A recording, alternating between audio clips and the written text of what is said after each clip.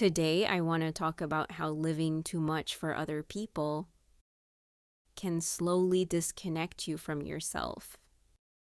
At first, it may not seem harmful. You simply try to adjust, to understand others, to avoid conflict, to become the version of yourself that feels easier for other people to accept.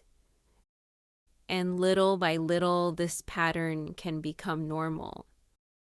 You start considering everyone else's feelings before your own.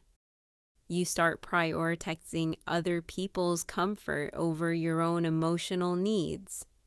You become used to adapting, pleasing, understanding, and carrying emotional pressure quietly. And over time, you may slowly lose connection with your own inner voice. Sometimes this disconnection can feel very subtle.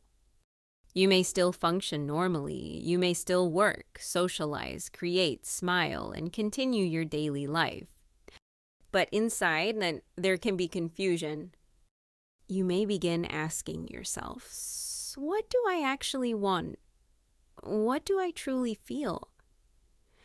Why do I feel emotionally tired even when nothing seems wrong? Because constantly shaping yourself around other people can slowly create distance between you and your authentic self.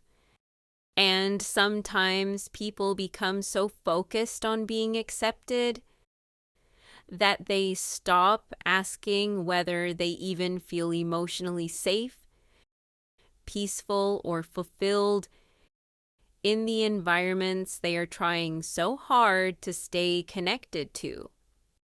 The exhausting part is that many people do not even realize this is happening, because the pattern often develops slowly over many years, sometimes from childhood, sometimes from relationships, sometimes from environments where love, approval, or peace felt conditional. So the nervous system learns, stay agreeable, do not disappoint people, do not become difficult, do not make others uncomfortable, and eventually, constantly monitoring yourself around others can become emotionally draining. You may begin feeling disconnected, not only from yourself, but also from your joy, motivation, creativity, or sense of direction. And sometimes what makes this painful is that rest alone may not fully fix the exhaustion, because the tiredness is not only physical. Sometimes it comes from carrying emotional pressure for too long, while suppressing your real feelings, needs, boundaries, and truth.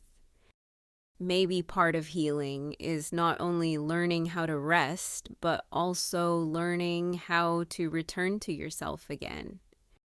Learning to notice your own feelings without immediately dismissing them.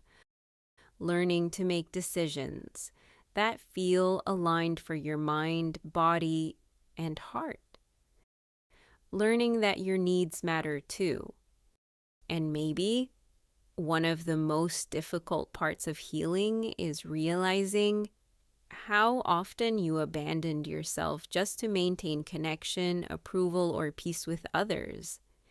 And I know that sometimes becoming aware of this can feel scary, because once you truly see the pattern, you can no longer fully ignore it. You may begin questioning relationships, environments, habits, or roles that once felt normal to you. And sometimes people fear that if they stop constantly adjusting themselves for others, they may lose connection, acceptance, or love. But maybe real healing is learning that genuine connection should not require you to continuously abandon yourself in order to keep it. But slowly, Healing can begin the moment you stop performing a version of yourself that no longer feels true. Because your life is not meant to become a permanent performance for acceptance. You are allowed to change. You are allowed to outgrow certain dynamics. You are allowed to become more honest about what truly drains or fulfills you. And maybe returning to yourself will disappoint some people, but constantly abandoning yourself will eventually disappoint your own soul too. Choosing yourself does not mean you stop loving others. Sometimes it simply means you are finally learning to exist as a whole person, instead of becoming whoever you need to be just to feel accepted. If this message resonates with you, you may consider giving this channel a like or subscribe. It may help to reach more people who also need it. And if you know someone who may need these words right now, kindly share this video with them. I intend for this content to be found by people who may truly need these words at this moment in their life. Because I remember there was also a time when I deeply needed to hear these words too, before emotional exhaustion and burnout slowly took over.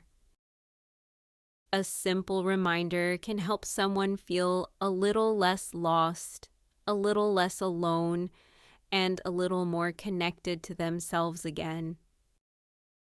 And wherever you are in your journey right now, may the true source of unconditional love and light gently guide you back to yourself, back to clarity, back to peace, back to the life that truly feels aligned for your soul, your heart, and your well-being,